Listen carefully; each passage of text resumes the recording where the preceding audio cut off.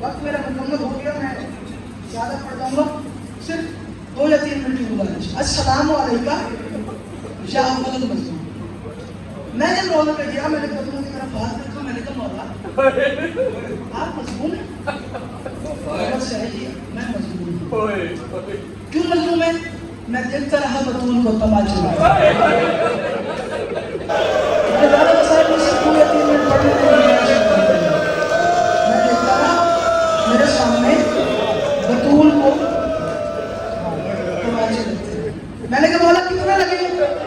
کہا بس ایک ہی لگا تھا، اور ایسا لگا تھا کہ گوشوارہ اتر کے زمین پہ گرا۔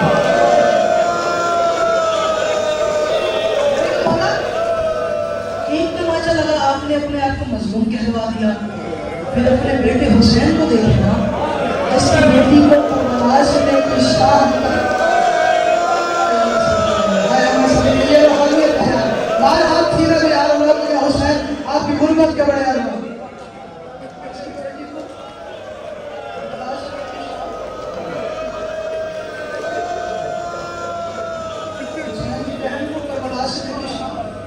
ایک روایت اور یاد ہے، تاریخ کہتی ہے 11 محرم، اور کچھ ایسے قاتل ہیں، کچھ ایسے ظالم ہیں، اللہ کرے مگر بھائی میں سمجھا دوں اس پنڈال کو اور آپ کو سمجھ میں آنے میں گزارش کیا ہے، مسائل کا پہاڑ اگر تم برداشت کر لو۔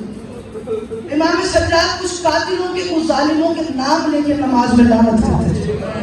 ایک ظالم ہے جس کا نام ہے حارث بن نوفل، سارے کہتے ہیں امام لعنت کر دو۔ نماز میں منظور مدد کے سامنے آیا اور میں مولا ایک کوئی وقت قاتل ہے، اس نے کوئی اور ظلم کیا جو آپ نماز میں اس پہ لعنت کرتے ہیں؟ میں جو اس نے کیا وہ کسی نے نہیں کیا۔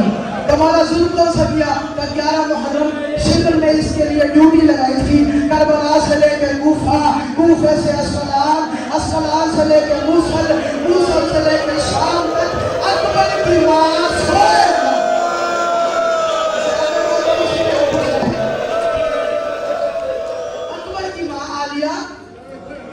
سوئے تھا۔ تو پھر کیا ہوا مولا؟ تو میں تجھے کیا بتاؤں، کاش کے منظر میں مر جاتا دیکھتا ہوں۔ تو مولا کیا ہوا؟ کہ یہ بات سنی تھی میرے 4 سال کی بہن جس کے کانوں سے خون جاری تھا۔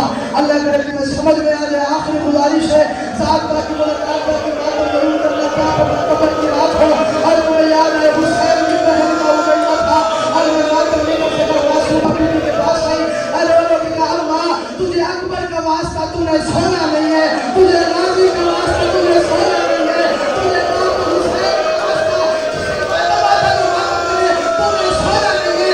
علی کبرا علی کی بیٹی نے کہا، علی نے کہا بیٹی معصومہ میں کوئی اکبر کی بارات لے کے آئی، میں سو جاؤں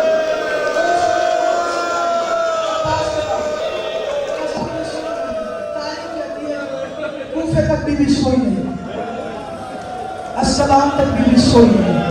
موصل سے پہلے کھجور کا درخت، علی کی بیٹی درخت کی چھاؤں کے نیچے آ کے بیٹھ گئی، عباس کے ملکہ کی آنکھ لگ گئی۔